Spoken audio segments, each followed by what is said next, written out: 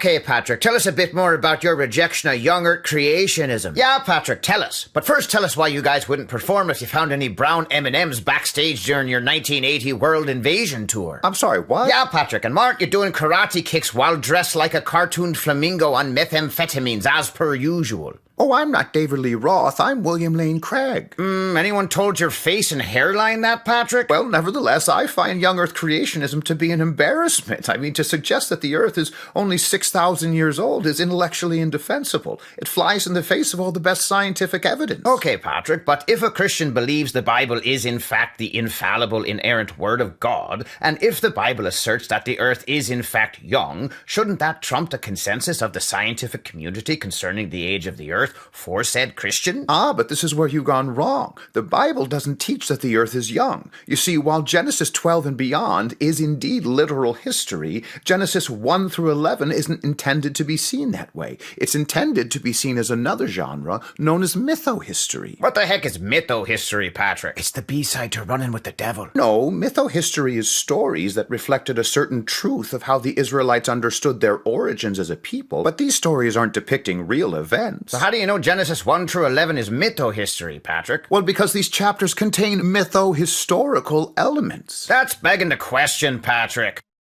You're supposed to say, what's begging the question now? I know what begging the question is. Say what's begging the question or I'm going to stab you in the face, Patrick. Hey, whoa, whoa, whoa. Jamie's crying. Wow, wow, wow. Fine, what's begging the question? Oh, so glad you asked. Patrick, begging the question is a logical fallacy that is committed when a proposition which requires proof is assumed without proof. For example, let's say Connell and I are debating which of these is your greatest album. I'm not that guy. I say it's Patrick too, Patrick. But I say it's Fair Warning, and to make that case, I say Fair Warning is the best album because it has the best songs. Now, because an album is simply a collection of songs, all I'm really saying here is Fair Warning is the best collection of songs because it's the best collection of songs. Behold the circular logic here, Patrick. So, if I wish to make a compelling case that Fair Warning is indeed the best album, I can't simply assume the songs are the best. I'd have to provide some evidence for that claim. Does that make sense, Patrick? Yeah, I'm not into rock music. I mostly just listen to really smug barbershop quartets. The surprising thing I have ever heard, nevertheless, Genesis 1 through 11 is simply a collection of stories. So all you're really saying here is this collection of stories is mytho-history because the stories are mytho-history. So to avoid begging the question, you'd have to actually provide some evidence for this claim. Can you do so? Of course, consider this. In chapters 2 and 3, God is described as a humanoid being, forming man out of the dust of the earth and blowing into his nose and doing surgery on Adam to take out a rib and walking in the garden in the cool of the day, calling to Adam in his hideout.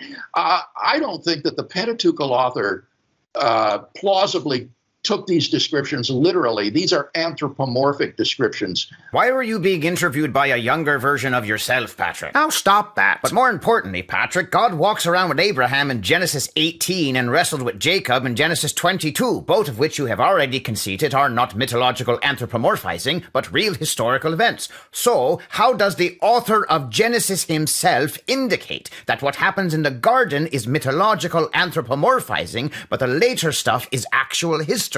Well, then how about this example? The Pentateuchal author could not have believed that the primordial waters of creation described in Genesis 1 to 3 would have drained away in just 24 hours. Patrick, the waters of the Red Sea also can't split in half, yet you're fine with that being actual history. So can you please explain what from the actual text of the Bible indicates that the scientifically implausible stuff happening post-Genesis 11 is miraculous, but the scientifically implausible stuff happening before that is mythological? Look, I don't know why you ridiculous young earthers can't see this. We know the creation account isn't literal because the Pentateuchal author himself knew it wasn't literal.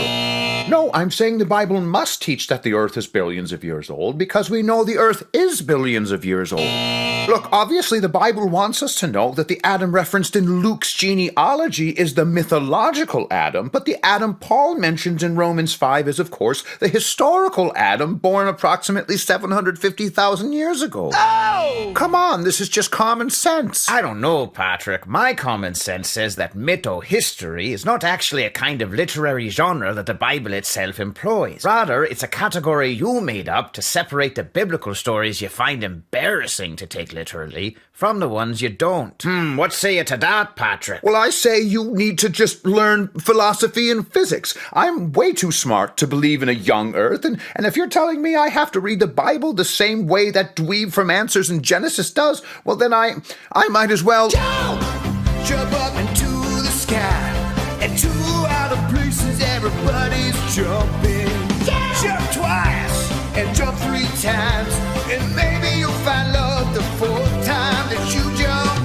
No, stop it with that. I am not David Lee Roth, and I want to hear you say it. I want you to admit I'm not that rock and roll guy.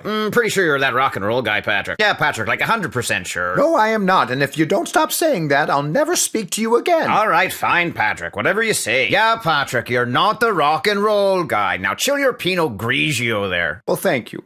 But you know what? I'm too upset to continue this conversation. If you want to keep learning about this, you'll have to speak with my replacement. Hey guys, what's up? Oh, Patrick!